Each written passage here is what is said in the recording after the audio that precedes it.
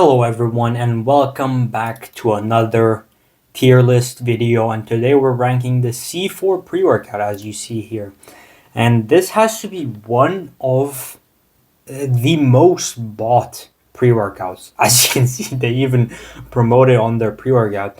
Number one global pre-workout brand. So it's popular. A lot of people buy it, right? Well, let's see if these people buy something that's actually good or not. And a small spoiler, it's pretty bad, but let's get into it. So, obviously, first of all, you see all these vitamins at the top. Niacin, vitamin B6, folic acid, vitamin B12, and I think well, they obviously don't do anything. So the top four ingredients that you can see here, they definitely do not do anything. However, they could be just additives in the actual ingredients. So I've seen products where you buy like in bulk L-citrulline, and it already comes with B vitamin in it. So that could be they just have to show it. But I can tell you for sure right now, if they like specifically added these, they do not do anything. Now, niacin, it pretty much increases micronutrient intake after months of intervention, which like, I'm not quite sure if you're looking for that in a pre-workout, but yeah, I guess sure. Yeah, I would just have to say these first four are not really that good or what you're really looking for. Then we obviously have beta-alanine or carnosine mix. I'm not quite sure what the carnosine is. I suppose the carnosine is their own blend. But let's say the beta-alanine is 1.6 grams. And even if it is 1.6 grams, that is... So there's two problems with this. First of all, beta-alanine is, at this dose, it is insanely underdosed. Insanely underdosed. You should be taking about 6 or 4 and above. 4 is pretty low, but I think best is if you take it at 6 grams. And then the other issue is you need to be taking it every single day.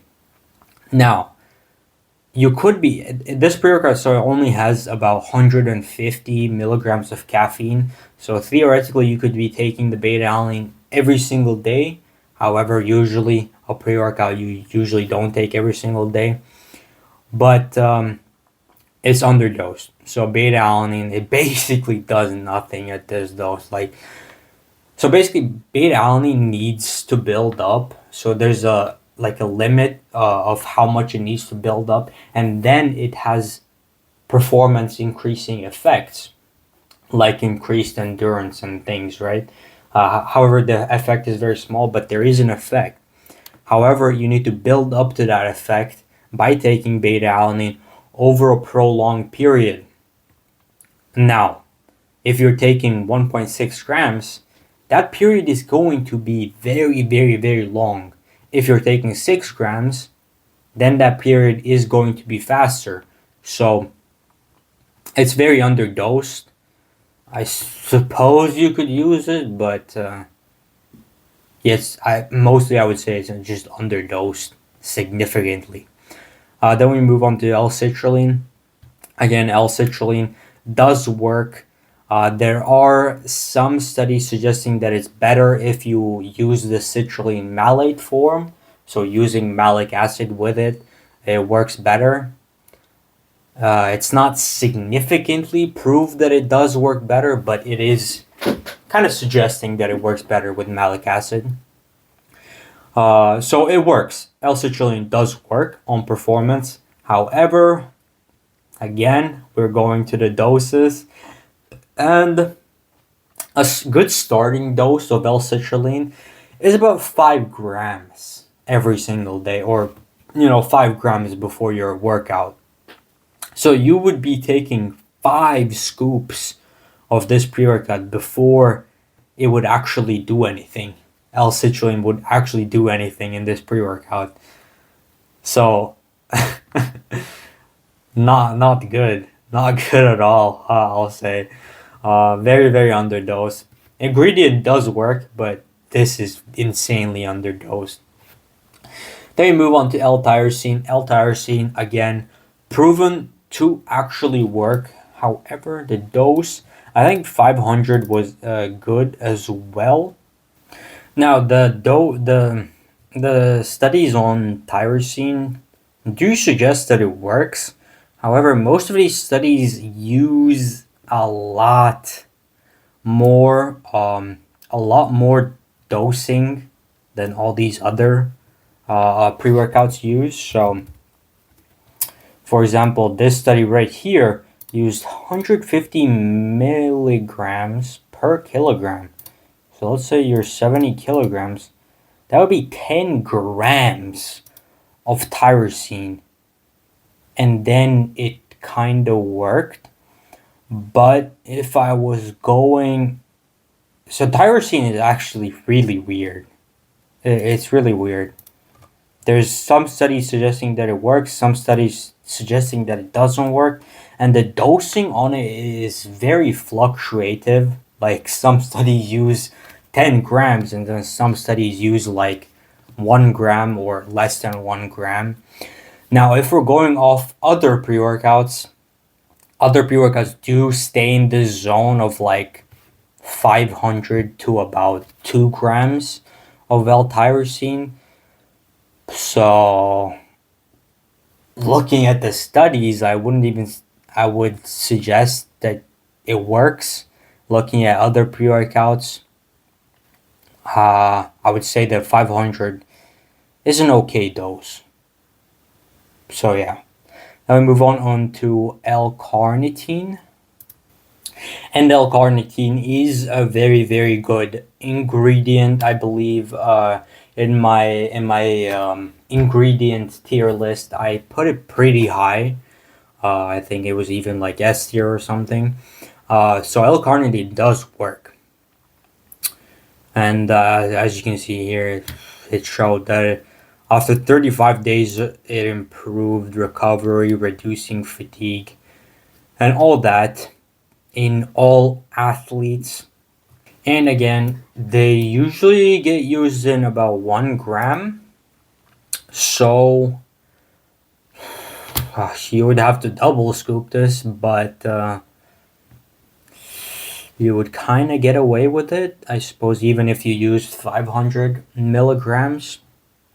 Again, improves recovery and fatigue, less fatigue. So yeah, I would say this is all right ingredient. Could be dosed a bit better, but it is okay. Then we obviously have green coffee bean extract.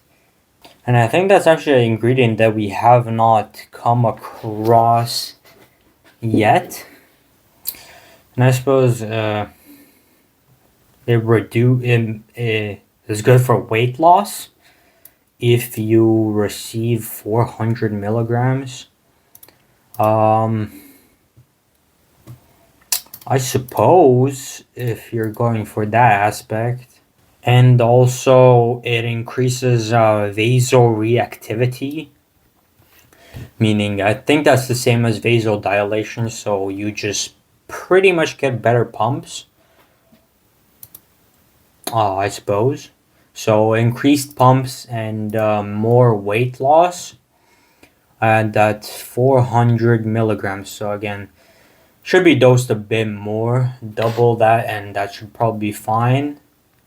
And it's an alright ingredient. Again, I suppose if this pre-workout is meant for the bigger population, for people who don't really get into weightlifting, or they just want to take something that has caffeine in it and maybe something else, then yes, sure, you could put in ingredients that are good for weight loss.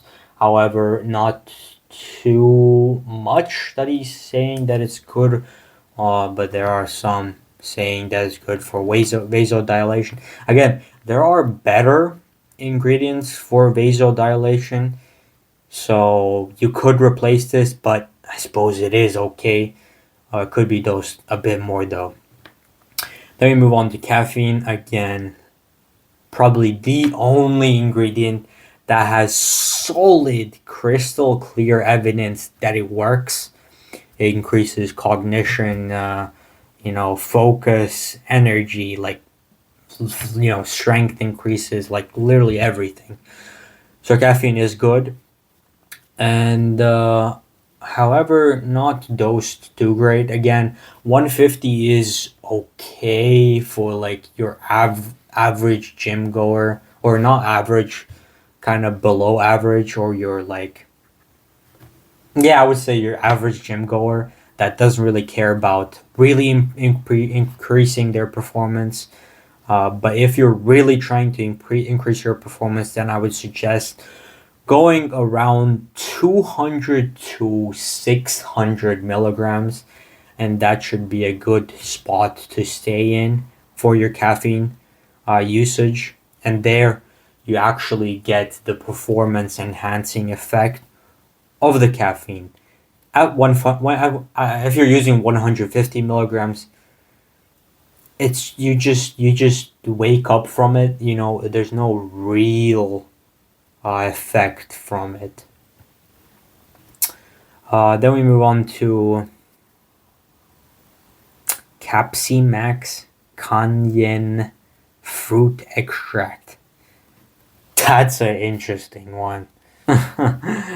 Okay, so yeah, it promotes that it is good for, again, weight loss and thermogenic activity, meaning you sweat more. No, I don't know if I want that, but and some deeper digging pretty much showed that there was no significant effect, and further studies need to be conducted to see if it really works. Again, when you're looking at an ingredient, there's the here's what it does, and that part is like made by the company that makes the ingredient, and then there's the studies of it actually, and it's just fucking destroys the ingredient in most cases. And this is actually non-biased studies, so you can see the difference, between a good product and a bad product, where it actually said, well, like, if an unbiased source actually says that it's good, then yes, it's good.